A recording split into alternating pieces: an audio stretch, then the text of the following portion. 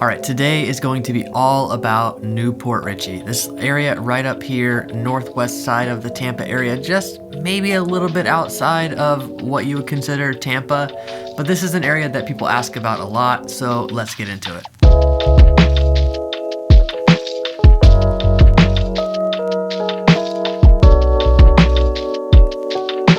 Thanks for coming by the channel, and today we're talking about New Port Richey, and I'm going to return a little bit to the other format of the Tampa Explained series, where we're going to evaluate this area with the 4 criteria of proximity, style, size, and cost. So my mother-in-law grew up in New Port Richey and my father-in-law grew up in Tarpon Springs, pretty close to each other. And my father-in-law always teases his wife about growing up in New Port Richey. And it is kind of perceived in the area, this whole kind of area around New Port Richey is really perceived as a very blue-collar area. And you can call that whatever you want. I grew up in a small town in Oklahoma, so it seems pretty normal to me. And when we talk about population, you'll realize how big this area actually is. But the way my father-in-law talks about it is pretty disparaging, and I never quite understood why, because I kind of like this area. So let's start by going to the map. Okay, you see here on the map, this is the area of New Port Richey. Actually, this is the area of New Port Richey whenever you look it up. This is the only part that is actually an incorporated town. These other 3 zip codes that have New Port Richey addresses are unincorporated areas. But the zip code still has a New Port Richey address. And if you live in Trinity, you might say, no, I live in Trinity. Well, if you write New Port Richey on the address label, the letter's gonna get to you as well. If you write Trinity, it's gonna get to you. Sometimes, and you probably have these kind of examples where you live. Actually, some clients that are visiting soon, Melanie and David, they live in Maryland, like just outside of DC. And there's these couple areas around there where it's like a very exclusive area because the schools are really good and they go by a completely different name than the town they're in. And I think you understand what I mean. Like, some of those areas get confusing and overlapped, and we'll kind of piece that apart now. So on the map, this central area around downtown, this is the incorporated part of New Port Richey. This is about 30,000 people. We'll get into some of the characteristics of these areas whenever we get into style and the criteria down below. To the west of this, toward the water, you have the big Gulf Harbors, water access, beautiful neighborhood. And then the area that kind of goes around US 19 over here, that is about 24,000 people. When you go to the southeast, the Seven Springs area and Trinity, that area is about 38,000 people. And then the last zip code, this kind of northeast area, which I kind of think of as the River Ridge area. There's also another area out here called Moon Lake, which we'll get into a little bit. But these areas, kind of some newer communities and some older areas as well. This is about 21,000 people. So total population for this area is 113,000. That's about the same size as Clearwater. That's pretty big. So New Port Richey was a pretty early town along this coast. It was just Port Richey at first, and then they kind of split off and made a new post office, and that one was called New Port Richey, and it kind of became its own town at that point. A year later, George Sims built a house in 1916 and had these big dreams of turning New Port Richey into this winter escape for Hollywood celebrities. So he wanted to, have people come down and do performances, have theaters, have all these kind of things as kind of a winter retreat for Hollywood actors at the time. And some people agreed with him. This downtown area where the river goes through is actually really beautiful. They started building the old Hacienda Hotel, which is being restored now and is set to open pretty soon. They started building things like this in the area. Some people built big, beautiful homes on the river, and some people just bought land in preparation to build in the future. But then the Great Depression hit hard. It hit Florida hard. Florida went through a big bloom right before the Great Depression.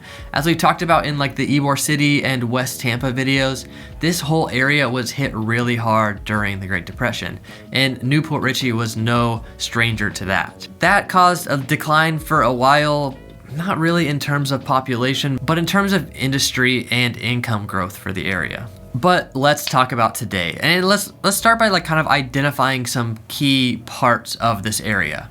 You do have US 19, which goes north and south over here, kind of by the Gulf, and that connects you down into Tarpon Springs, and then it goes all the way down to St. Petersburg. And it goes really far north as well. And then going east and west across this area, you have State Highway 54. So there's kind of an old part of this and a new part of this, and this goes all the way out toward Wesley Chapel. And along Highway 54 is like tons of new development, tons of new neighborhoods, restaurants, gas stations. It always seems like the gas stations are like the last thing that get put in an area. That's kind of frustrating to me. And then another central part is the central part, at the actual downtown of New Port Richey, which has some really cool features that we'll get into a little bit later. And then the last like map marker that I want to identify is this Seven Springs and Trinity area, because it's a little bit of like the suburban center of this area. And of course, we'll explain that too. In this video, we're gonna go through that criteria, like I said, proximity, style, size, and cost. And then in the next video, we're gonna do some pros and cons of the New Port Richey area. And that will just be a few days after this one. And if that video is out, it's linked above. I always point to the wrong corner. I think it's over here. No, it's here that I need to point, right?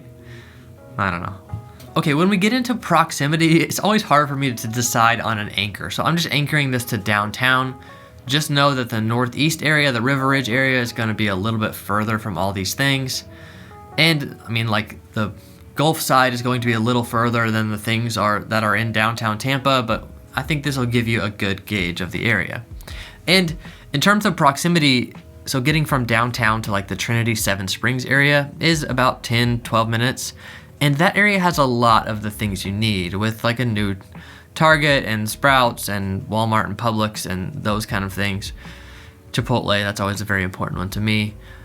There's a lot of those things right here on this corner of Little Road and Highway 54. But if you need to get to downtown Tampa, that's gonna be about an hour from downtown New Port Richey. If you need to get to the airport, the Tampa International Airport, that is about 45 minutes. And I do differentiate between that because there is a little private airport up here that's in a community called Hidden Lakes.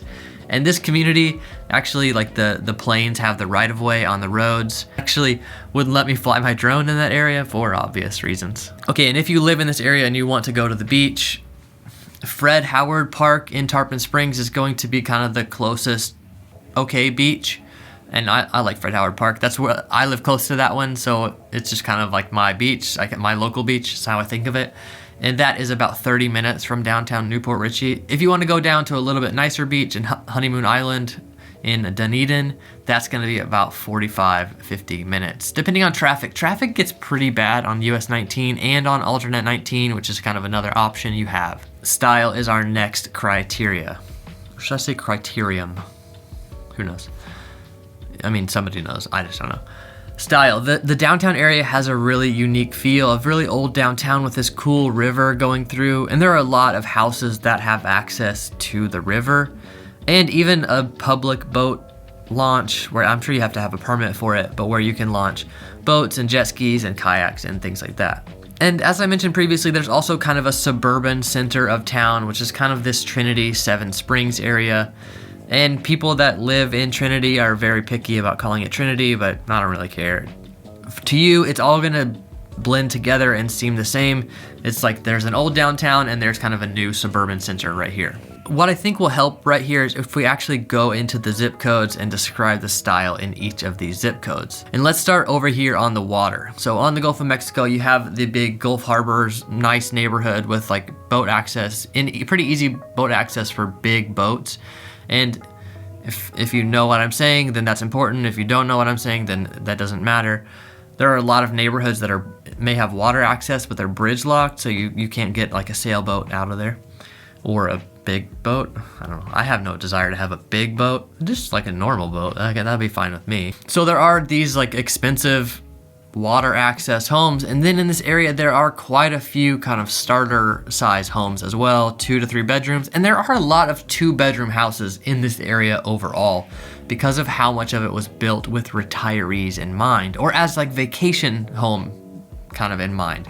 So there are a lot of 2-bedroom places. Some of these have been converted to 3-bedroom by enclosing a patio or by converting the garage into a bedroom. That is pretty common down here since you don't typically have to park your car in the garage down here. Okay, then going over to this central zip code. This is downtown and the surrounding area, which as an outsider I think is really cool. My father-in-law still is a little disparaging about the area overall, and I'm trying to convince him that there are some really cool, unique features about this downtown. And it's really obvious that the city is trying to bring in interesting businesses and make things pretty accessible. So sometimes I take my daughter to this park, Sims Park, which is right here on the water, and then there's a little coffee shop over here, Mountaineer Coffee, that's really good. So I might get some coffee and go play with my daughter at the park. And there's all kinds of other little restaurants and bars and breweries and places where you can like dine outside and little ice cream places, stuff like that. It's a really kind of fun downtown without being too like touristy and kitschy. There are a lot of older homes in this area, a lot of like 20s and above, but mostly around the 40s and 50s. I think a lot of these places are really kind of cool and charming, and I also kind of like the swampy Florida beachy shack look, which I understand not everybody wants that. Maybe it's not that I want that, I just kind of think it's unique and charming. Throughout this area, the houses are pretty random. There's nothing really consistent about it, and some are really cool and charming and some are just kind of falling apart. Okay, then let's go up here to the northeast. I feel like this area is often really forgotten. It has a unique like rural outskirts kind of feel with a lot of communities in the midst of it, and a lot of these are the River Ridge communities, which is like these series of communities, and they have some with like really small lots that feel kind of like retirement homes, and then some with quite a bit bigger lots. And there is a lot of water out here. There is rivers and lakes and things like that. As you go up a little bit further north, there's a couple newer developments. One that Lennar is building right now, and then the Water's Edge, which is another gated community. And then on the east side of this area, you have Moon Lake. In the 30s, it was known as the Moon Lake Gardens and Dude Ranch. This was a big 7,000 acre game preserve. So whenever stuff was kind of booming downtown, and this was kind of a wilderness retreat for that area as well. There is still some of that charm. There is still a little preserve out there, but you also get this thing that happens in Florida where you have like a mixture of like custom homes on big lots, and then a couple hundred yards away you might have an acre with like 4 mobile homes on it. So there are areas like that, and this Moon Lake is kind of one of those. My mother-in-law actually grew up like water skiing on Moon Lake. It's kind of funny, but it is a really interesting area. There is also a college up here, Pasco Hernando State College. So if you do live up in the area and you've got kids that are wanting to go take some classes, this is an area that could accommodate that really well. Okay, and then the last zip code, this southeast area, the Trinity area.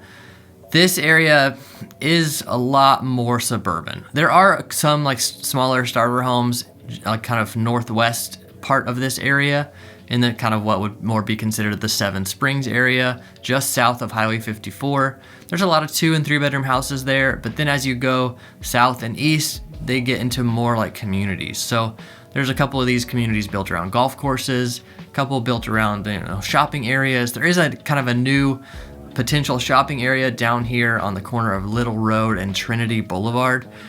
And it's not all leased out, but it is kind of really big and beautiful and interesting. Hopefully businesses see the potential in this area and fill out this new shopping center. This area goes all the way out to Starkey Ranch and kind of borders Land O'Lakes and Odessa. Okay, the third criteria is size. This area is geographically pretty big and geographically pretty spread out.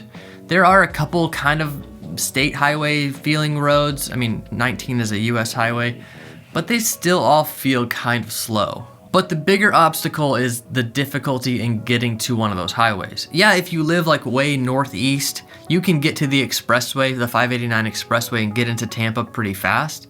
But if you don't live that far east or north, it's kind of hard to get to that road. So you're kind of winding down, you're getting to Highway 54, and you're making your way over there. You've heard me talk before about the blueberry farm that I take my family to pick blueberries. We actually just went last weekend. That is called Starkey Farm, and then they have like a barn there. They have all these kind of restaurants and little kind of fun country feeling stuff. And so That area is out here in this Trinity, Starkey area. You see some shots overhead of this area, and there's some new development just on the northeast side of that blueberry farm too. Okay, now cost. Cost is all over the map in this area. You're gonna have some starter homes that you can get for around $275, and it is April 2022 right now.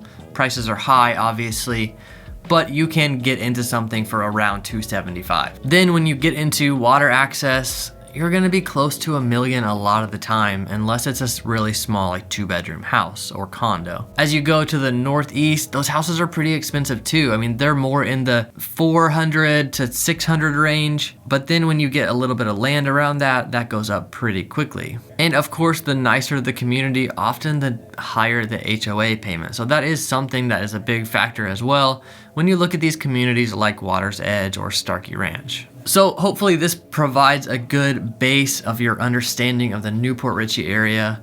I actually learned some new things. I was surprised at how big this area actually is, 113,000 people. And as I said, in our next video, we will be going through the pros and cons of New Port Richey. As always, if you do need help finding a place down here in Florida, maybe you're here, maybe you're trying to move here, we would love to help you. We are a team of realtors down here in the area. We would love to help you find a place and guide you along the way. Our phone number and email are right there on the screen and in the description down below. Thanks for coming by.